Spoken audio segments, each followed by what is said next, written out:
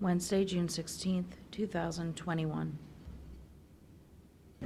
I pledge allegiance to the flag of the United States of America and to the republic for which it stands, one nation, under God, indivisible, with liberty and justice for all. Do you have minutes? No. Okay. Mr. King. Thank you. The second public hearing for the Community Development Block Grant and Community Housing Impact Preservation Program, the CHIP program. This is our second public hearing. We will be submitting the application here on the 23rd of this month. This will take us through 23. And of course, you all know what the CHIP program is, essentially a rehabilitation program for low and moderate income individuals. This slide, it tells you a lot. We've had a ton of success in the past, starting in 95 and all the way through 2019. I actually ran out of room trying to add numbers in here because we've had too much success. We will be partnering with the City of Huron, Vermilion, and Sandusky in those amounts, and our total application will be $1.25 million. Again, I emphasize that. I'm sorry? Go ahead. How much was it? There. Okay. We've structured, we continue to get more demand from the City of Sandusky, and if the numbers don't work out, if we have more demand from Erie County, from Perkins Township, Groton, Oxford, Vermilion Township, then we will move funds around, which we have done in the past, to accommodate, make sure that all the funds are expended at the end of the program. So this is 1.25 million? Yes, sir. And that was our application in 2019, was funded in the same amount with the same partnership structure. And it's 2 years? It is a 2-year grant cycle, yes, sir. And it's competitive, so there's no guarantee that we're going to get funded. We've been very fortunate in the past. So explain that a little bit deeper. So you get 600,000 per year. Correct. You can't take the whole 1.25 in 1 year and zero. Well, if we could spend it that fast, but right now the problem that we're running into with our current grant program, the current CHIP program, the problem that we're running into is some people are still reluctant to let contractors into their houses. Two, the bids are coming in, as you know, all over the place because of construction material prices. That has slowed us down significantly. We're having real trouble getting accurate bids that were the same thing with the Lions Park ADA project out in Castalia. Our estimate was $90,000. The lowest bid came in at $110,000. And does that mean you can't do it? That's correct. We have a 10%. There's a 10% 10% over? restriction on county bids, and there's a 10% restriction on our CHIP bids. We do the CHIP bids informally. So those come in for the rehabilitation of homes. We take those in our office, and we hold a bid opening in our office.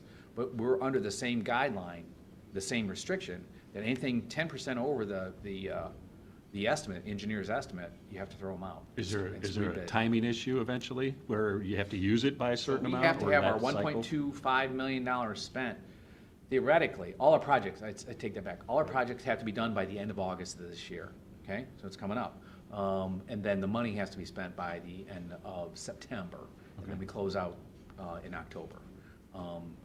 But that's not this, though. Correct. Correct. That's the existing next one. tranche. But could we spend the $1.25 million in 1 year?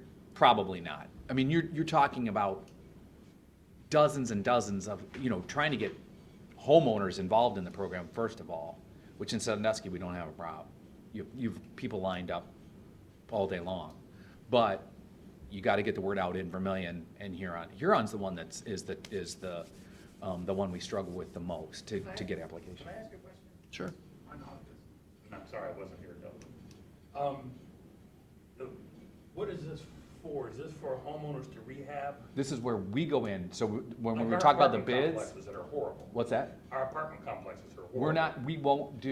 We're not doing rental rehab this time. We have in the past, but we are not proposing. So we meet with a committee who formulate the structure of the program, and we've already met with them.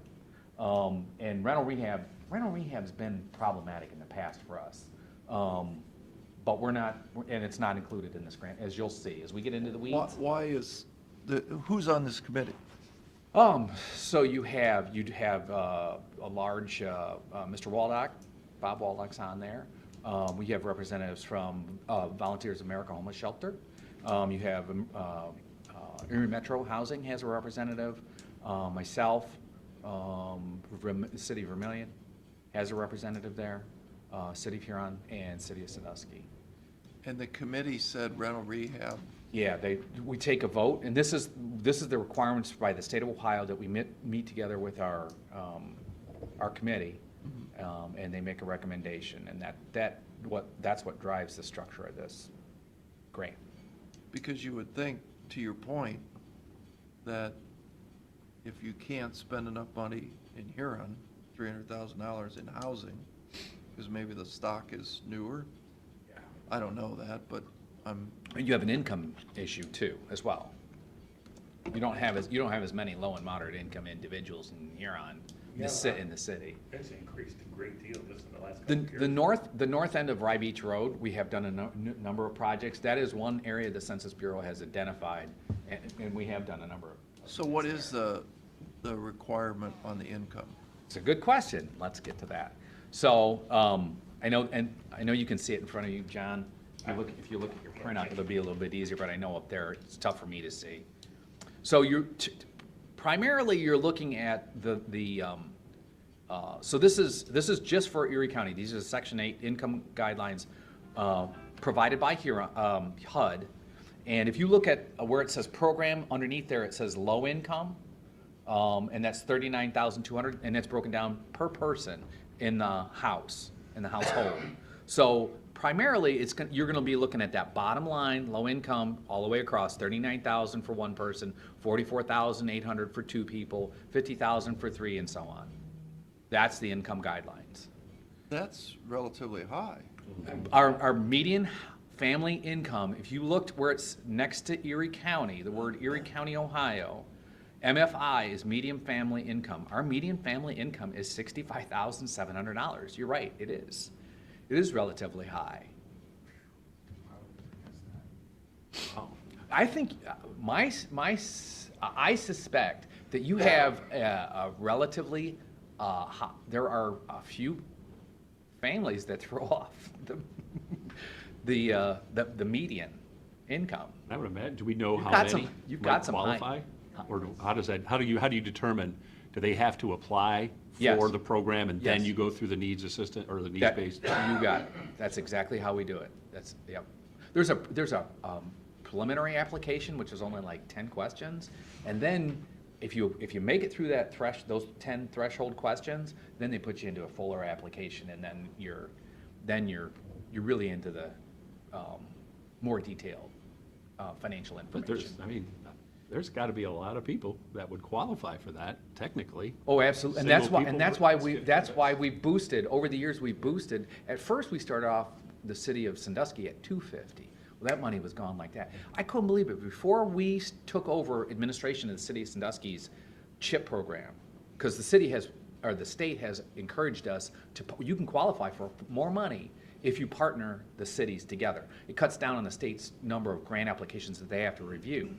So they used to be at $250, and when they administered their own program, people would call me and say, "Hey, the city's out of money," and I'm like, "They just got it.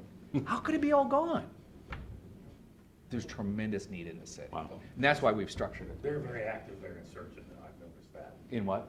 They're very active in searching, rehab, tearing down. Yes, absolutely, Yeah. absolutely. So, let me get this straight. Go back to that slide. Yes, sir. He wants to apply. Yeah. $18 an hour, get you on that. So you'll put new windows in my house, new doors. If you qualify, Well, if I'm three persons in a house. yep, and you make less than $50,400. Less than $50,400 on my income tax. Yes, sir. We won't look at your tax return. Well, how do you determine what I make then? So we're asking questions, but I don't think, we don't qualify you through your tax documents. So it's on the honor system? there are more documents, but we don't ask for tax returns. It's just not the mechanism they use, but All right, whatever. Yeah. So, you'll put a window in you'll put me new windows? Will you put my roof on? So if you, here we go, you are asking leading questions here. This is like we practiced Trying to this. move this along. All right. Well, so here's the next slide. So our private owner rehab. So this is the biggest chunk of money that we spend. So we can put up to $64,000 into your house. That's the maximum.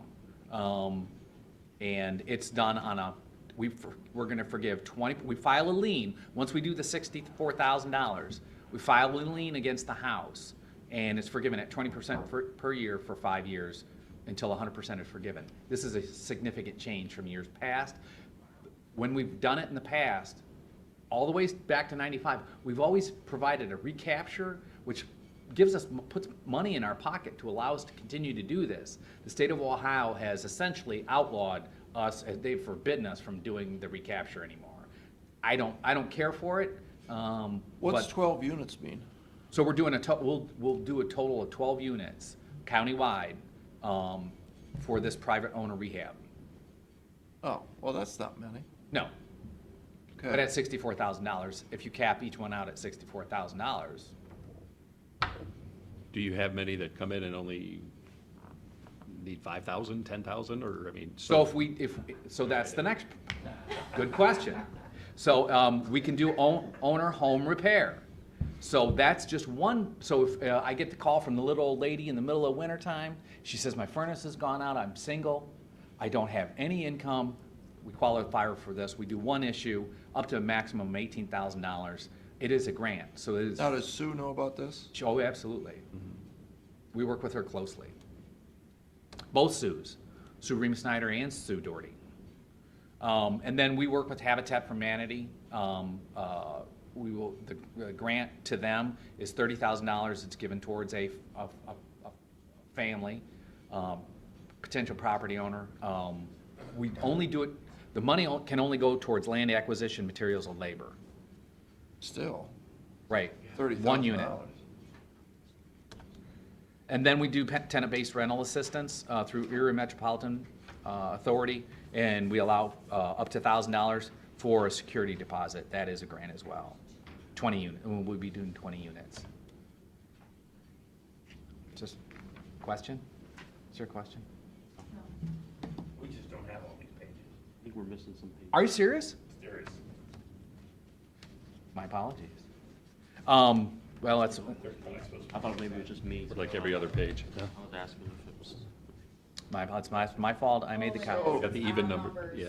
Homes with cost estimates in excess of the allowed maximum. are So if deemed walkaway. if our estimate is on the house, on the rehab is Well, 64, back up. I just want to put a roof on, and I can spend up to 18,000, and the bid comes in at 19,000. as long as it's not over the 10% restriction, we can Can still I- do the project. Can the homeowner put the extra in? We Say- have done that in the past. So say the bid is 24,000. We and can't exceed the 10%. The total cost of that project cannot exceed the 10%, just, Even with homeowner contribution? correct. But maybe I could roof everything except the porch. So, as long as it meets the residential rehab standards as established by the state of Ohio. And who's the genius that establishes the cost of the estimate? You So we keep have, saying we have engineers. inspectors, through GLCAP, through the old WSOS. They partner with us And they just figure this out? yes. And how are they qualified to know what? A majority of them are former contractors themselves. Is there a, if the house is only worth $30,000, are you gonna put $60,000 worth into that house, or, you know what I mean? And how is that part of that whole determination process? So if the cost, so our walkaway policy says that if the cost that what we're gonna put in the house is in excess of the maximum cap, so that 64, say or the 18,000, make it simple. Right. Yeah. So yeah, if it's $20,000 for the repairs and we're capped at $18,000, then we walk away. We won't do a thing. That's on, yeah, we're not gonna put $64,000 into a $30,000 house. But to Pat's point, if that scenario pops up and it's a $20,000 thing, it's 18,000 is the max. That's it. But can you turn around, before you walk away, go and say, well, I'll give you 2, can you give me the 18? Or is it a all or nothing? It's an all or nothing. Okay, Yep. still. And But I would assume that these engineers, as you call them, inspectors. inspectors, would be conscious of the $18,000 number when they're Oh. working with the homeowner and say, look, Yeah. you know, I can get you a new roof, but I can't get your chimney reflashed, so Right. I'm not gonna They put would that make in the the project. bid. But, fit. but the thing is that when the state of Ohio is gonna come in and audit us, okay? They're gonna pick random houses, and they're gonna say, let's go take a look. Now, if they get there and the roof is fixed, but the chimney is leaking, we're gonna get cited for that. Hold on, though, that's not my question. They're gonna fix my roof, and I'll pay to do my own chimney. After the fact, yeah, After the absolutely. fact. Absolutely. Okay. Yep. So I think that's important because, you know, I use the chimney flashing as an example, but there could be, you know, a porch that, you know, had a metal roof on it that we're not gonna put shingles on. I'll replace that metal roof myself on Yeah. the lean-to porch. After the fact, absolutely. Yeah. Yep. You could do that. I see the wheels spinning here. You gonna apply, John? I feel like I'm gonna drive around the city with the address if you qualify. Who the we do- representative is and. We do work with their code enforcement office as well, so they have a laundry list. This is a They're good gonna, news thing for you. That's why I took pictures of these slides, because it's a duh. Every year we do this, CDBG, we do all those. right, Yeah. yep. There's no direct cost to the applicant ever. And then again, we're not even doing the payoff anymore on the lien, so. So our, like I said before, June 23rd is the application deadline. I expect to hear something from the state of Ohio this fall, and then projects will start, after we get environmental and historic out of the way, projects will start in the spring of next year. And so you've got some fair housing stuff that's pretty standard stuff. I think we've asked enough questions. I agree. I was waiting for that. I know Mr. Old typically, Where'd that come from? Yeah, I was waiting for that. voices from above. He's always- Mr. Old typically likes to hold me to a minute or 2 minutes. My apologies, Mr. Old. All right. Yeah, you definitely broke the 2-minute rule. I was just responding to You questions. blame me, yep, I ask questions. Anything else? You know who the hearing representative is? Is it the code enforcement person? No. I don't know that the Huron actually has a code enforcement division. Yeah, well, we do have a person that now. Mike Spafford has been Okay. has been the representative. Okay. My apologies for the copies.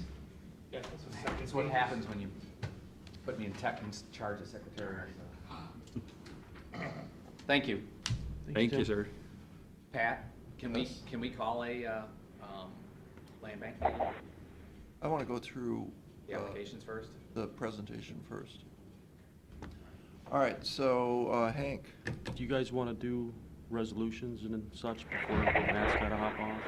yeah, absolutely, And then I'll Yeah. do my stuff last. sure, Then Matt's got to hop off here about 5 minutes. he does. Yep. All right, we're going to do resolutions, Matt.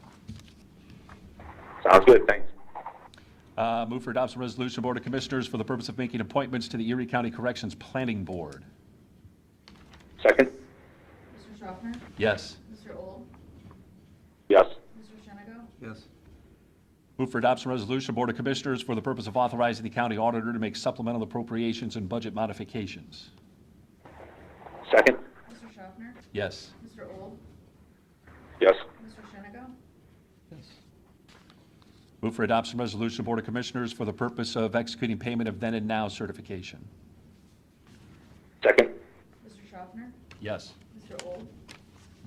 Yes. Mr. Shenigo? Yes. Move for adoption of resolution, Board of Commissioners, for the purpose of entering into an agreement with the Pogemeyer Design Group. Second? Mr. Schaffner? Yes. Mr. Old? Yes. Mr. Shenigo? Yes. Move for adoption of resolution, Board of Commissioners, for the purpose of authorizing the county auditor to make an interfund transfer. Yes.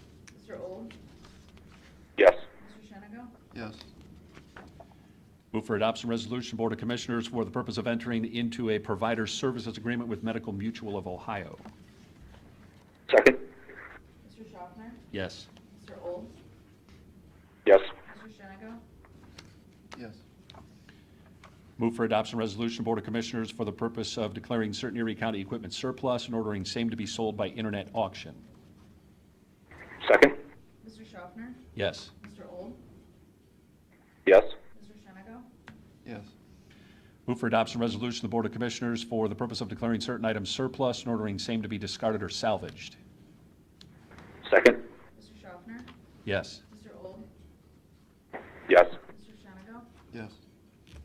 Move for adoption resolution, the Board of Commissioners, for the purpose of entering into a grant agreement between the Ohio Department of Medicaid and Erie County Family and Children First Council through its fiscal agent, the Erie County Board of Commissioners. Second. Mr. Schaffner? Yes. Mr. Old? Yes. Mr. Shennigo? Yes. That's all I have. Is that it? Yep. That's it. Good. Okay. Only two issues that I was gonna talk about real briefly are the gas tax and sales tax numbers through June. So our gas tax year-to-date, we're now up 2.5% from last year. And primarily because last year's June was really our low point on gas tax with the pandemic. So that's kind of where we made up ground is this month.